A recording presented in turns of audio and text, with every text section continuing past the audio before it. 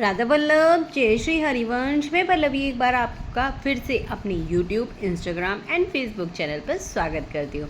तो आज हम बहुत ही स्पेशल एंड बहुत ही हटके ड्रेस लेके आए हैं जो कि आपने अपने बच्चों के लिए तो हमेशा बनाई होगी, पर आज हम फर्स्ट टाइम अपने ठाकुर जी अपने लल्ला के लिए बनाने वाले हैं।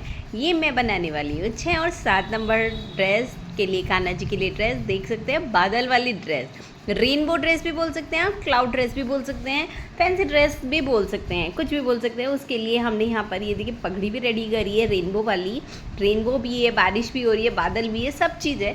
और कुर्ता और पजामा जिसमें हमने रेडी किया है। तो अगर आपको ये ड्रेस अच्छी लग रही है तो प्लीज़ चैनल को फटाफट लाइक कर लीजिए, चैनल को सब्सक्राइब कर लीजिए, कमेंट में राधे राधे लिख कर बता दीजिए कि ड्रेस कैसी लगी, और चैनल फटाफट अपने फ्रेंड्स के साथ शेयर करके कमेंट में राधे राधे लिख दीजिए। अगर आप फेसबुक या फिर इंस्टाग्राम पर से फॉलो कर रहे हैं तो वहाँ पर फॉलो कर लीजिए, लाइक करें, कमेंट करें, शेयर करें, सब कुछ करना है आज आपको। और वीडियो कैसी लगी कमेंट करके ज़रूर बताना है। अगर आप इस तरह की ड्रेसेस बाय करना चाहते हैं, कस्टमाइज ड्रेस बनवाना चाहते हैं, तो उसके लिए आपको मेरे व्हाट्सअप नंबर 7417526866 पर मैसेज करना होगा। तो आप अपने हिसाब से अपने लला के लिए ड्रेस बनवा सकते हैं। तो ये देखिए हमारे बादल बिल्कुल रेडी हो गए हैं, बहुत ही सुंदर लग रहे हैं। मैं बता नहीं सकती, जब मैंने ये ड्रेस बनाई थी तो इतनी सुंदर लग रहे थे।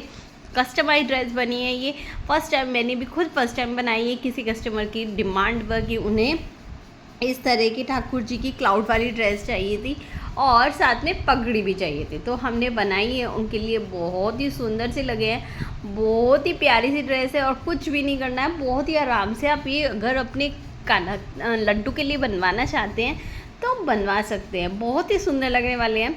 तो यहाँ बारिश का मौसम है और हमारे लल्ला भी तैयार है। तो देखिए यहाँ पर फैंसी ड्रेस कंपटीशन के लिए हमारे लड्डू बिल्कुल रेडी हो चुके हैं। कान्हा जी की ये पोशाक आपको कैसी लगी कमेंट करके ज़रूर बताना। और अब हम इसको रेडी करेंगे, उसके लिए तो कुछ कंडीशन होंगी। तो उसके लिए सबसे पहले हमें यहाँ पर रेडी करना होगा उनका बेस, यानी पगड़ी का भी और कुर्ते पजामे का भी। तो पगड़ी का बेस मैं पहले आपको कई बार बता चुकी हूँ, अब करते हैं कुर्ते पजामे। अगर आप 8 नंबर ठाकुर जी के लिए काट रहे हैं तो इसी में आपको बस यहाँ पर लंबाई में 1 इंच लंबा कर लेना है। तो यहाँ पर जो मैंने चौड़ाई रखी थी वो 9.5 इंच रखी थी और लंबाई 5.5 इंच रखी है। अगर आप 8 नंबर के लिए बना रहे हैं तो यहाँ पर 1 इंच बड़ा कर लीजिए। सबसे पहले किनारे बना लीजिए 2 बार फोल्ड करके। ये देखिए दोबारा बता देती हूँ, एक बार फोल्ड किया, फिर उसके बाद एक बार फोल्ड करेंगे और किनारे पे यहाँ पर हम सिलाई लगा लेंगे। ये देखिए मैंने यहाँ पर सिलाई लगा ली है। अब ऊपर की साइड हमें यहाँ पर बांधने का रखना है, तो इसको भी हम इसी तरह से मोड़ेंगे। बस यहाँ पर हम थोड़ी सी चौड़ाई ज़्यादा रखेंगे और बीच में इस तरह की डोरी रखेंगे ताकि हम ठाकुर जी की कमर पे आराम से बांध सके। आपको ध्यान रखना है डोरी पे आपको यहाँ पर सिलाई नहीं लगानी है और किनारे किनारे पे सिलाई लगा लेनी है। तो चलिए मैं लगा लेती हूँ। ये देखिए मैंने यहाँ पर लगा लिया हूँ और दिखाती हूँ आपको। वैसे दिखाई दे रहा होगा, बहुत पतला सा कपड़ा है, ट्रांसपेरेंट कपड़ा है। डोरी में मेरी सिलाई नहीं लगी, इसीलिए हमने यहाँ पर इसको चौड़ा मोड़ा है। अब इसको इस तरह से हम उल्टी साइड से डबल फोल्ड कर लेंगे और जहाँ हमने ऊपर की किनारी बनाई है डोरी वाली, उस किनारी को छोड़कर एक पैर की दूरी पर यहाँ पर सिलाई लगा लेंगे। हमेशा ये ध्यान रखिएगा, पक्का करते हुए सिलाई लगानी है और पक्का करते हुए ही छोड़नी है। यहाँ पर मैंने कर ली है सिलाई और ये देखिए बहुत सुंदर सी लग गई है हमारी सिलाई। अब मैं नीचे की साइड जो किनारी बनाई थी उसके बिल्कुल बीच सेंटर में मैंने ये नोचिंग का निशान लगाया। अब ये सिलाई वाले पार्ट, इस नोचिंग को हम इस तरह से ओपन करके सिलाई वाले पार्ट के से मिलाएंगे कुछ इस तरह से। तो यहाँ पर हमारा पजामे की शेप आ जाएगी। ये हमारा एंडिंग प्रोसीजर है पजामे को बनाने के लिए। अभी तक मैंने आपको सारा बहुत इजी वे में बताया है, बिगिनर्स भी इसको बहुत आराम से बना सकते हैं। अब आपको क्या करना है, बिल्कुल बीच सेंटर में आपको 1 इंच की लंबाई पे निशान लगाना है, जैसे कि मैं वीडियो में लगा रही हूँ। फिर साइड में भी आपको 1 इंच की निशान लगाना है इस तरह से। फिर दूसरी साइड भी आपको 1 इंच की दूरी पे निशान लगाना है। तो तीनों साइड हमारा 1-1 इंच की दूरी पे हो गया। अब आपको ये वी शेप में बनाना है। अभी मैंने गलती से यू शेप बना दिया था, आप देखिए मैं ठीक कर रही हूँ। ये इस तरह से तीनों को एक दूसरे से मिला देना है और ये वी शेप में यहाँ पे आ जाएगा। और जैसे हमने निशान लगाया वी शेप का, इसी पे हमें सिलाई लगानी है। तो अब ये देख सकते हैं हमने यहाँ पर वी शेप में सिलाई लगा ली है। मैं यहाँ पर 2 बार सिलाई लगा रही हूँ ताकि हमारी पक्की हो जाए। और जो एक्स्ट्रा फैब्रिक था वी के शेप के बीच में हम इसको कट लेंगे और बीच में हम यहाँ पर कट लगा लेंगे ताकि हमारा किसी भी तरह का झोल ना आए। और आप देखेंगे कि हमारा यहाँ पर कितना सुंदर फिटिंगदार पजामा रेडी हो गया है। उम्मीद करती हूँ आपने अगर मेरी वीडियो ध्यान से देखकर बनाया होगा तो इस तरह से ही आपका भी रेडी हुआ होगा। अब हम रेडी कर रहे हैं ऊपर का कुर्ता। तो 9.5 इंच मैंने यहाँ पर लंबाई ली है और चौड़ाई मैंने यहाँ पर 8 इंच ली है। 8 इंच वाले पार्ट को मैं डबल फोल्ड कर लूँगी और यहाँ पर ये 4 इंच का हो जाएगा। और जो खुले वाले पार्ट पे 1 पैर की दूरी पे सिलाई लगा लेंगे। ये मेरा उल्टी साइड है और मैंने 1 पैर की दूरी पे इन दोनों को जॉइंट कर लिया है।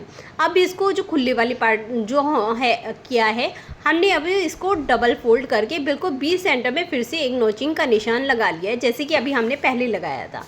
अब इसको हमें फिर से फोल्ड करना है नोचिंग से थोड़ा सा आगे तक।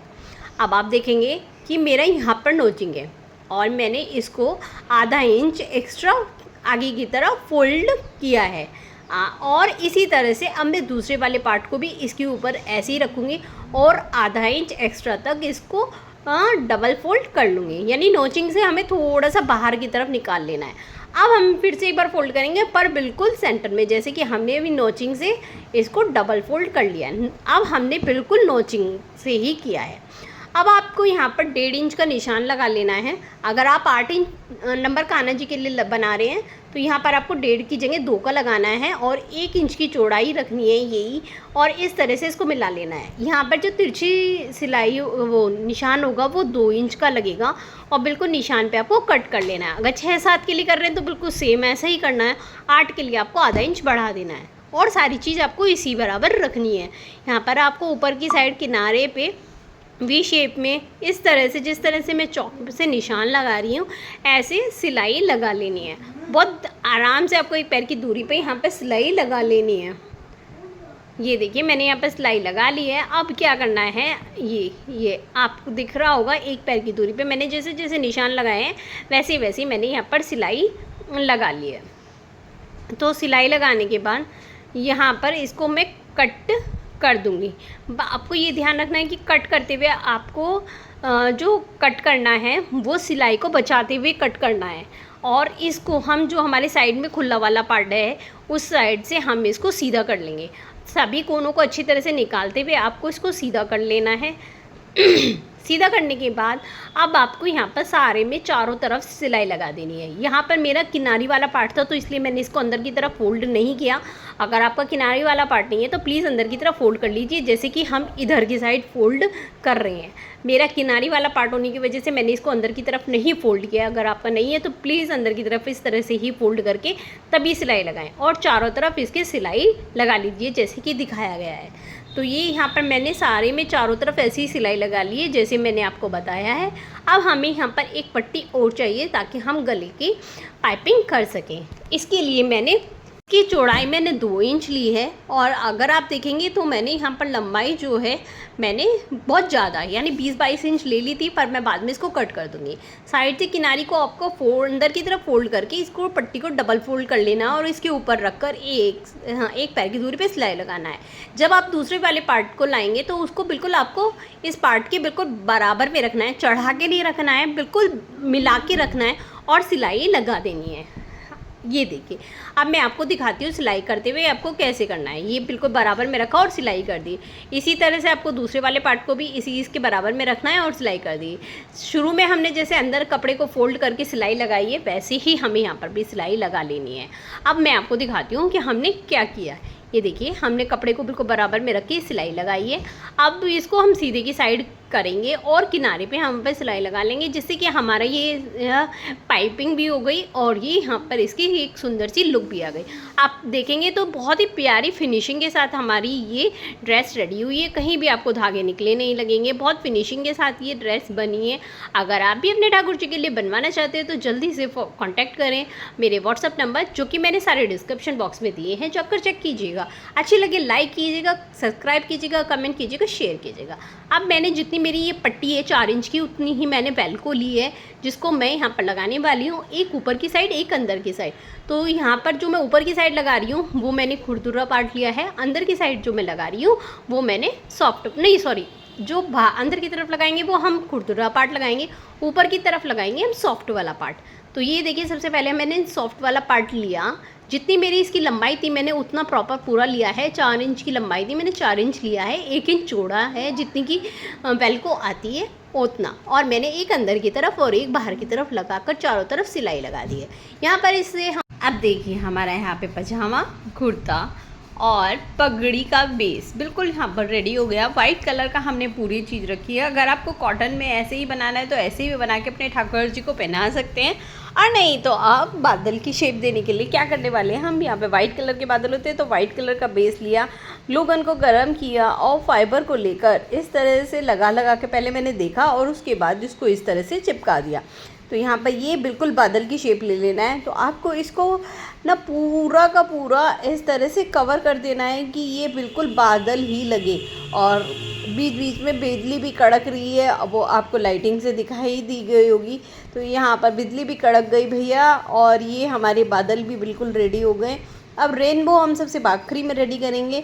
सबसे पहले हम यहाँ पर बादल रेडी कर लेते हैं। यहाँ पर हमारी पगड़ी बादल वाली रेडी हो चुकी है। अब मैं यहाँ पर कुर्ता रेडी कर रही हूँ। उसके लिए मैंने यहाँ सबसे पहले ऊपर किनारे पे लगाया और नीचे बीच वाले पार्ट में। सबसे पहले आपको बीच वाले पार्ट पे लगाना है, और हाँ ये ध्यान रखना है कि खोल के लगाना है, नहीं तो आपका सारा चिपक जाएगा।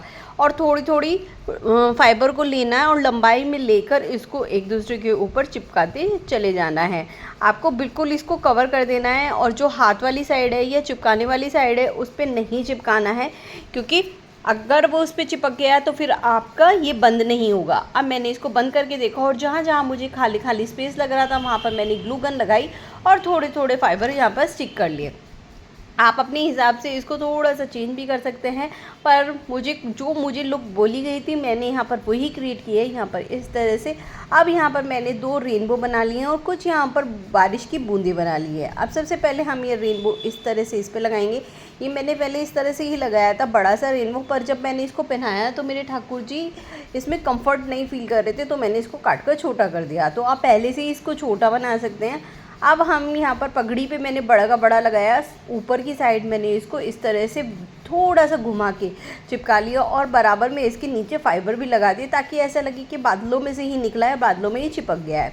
और फिर उसके बाद जो हमने ये बारिश की बूंदें काटी थी, सबसे पहले मैंने टोपी पे कहीं कहीं ये बारिश की बूंदें चिपका ली हैं। बारिश का मौसम है, दिल बहुत गार्डन है, और मेरे खाना भी बिल्कुल रेडी है। ये देखिए स्टार्टिंग में बना के दिखा चुके। आपको कैसी लगी वीडियो प्लीज कमेंट करके जरूर बताना। राधे राधे।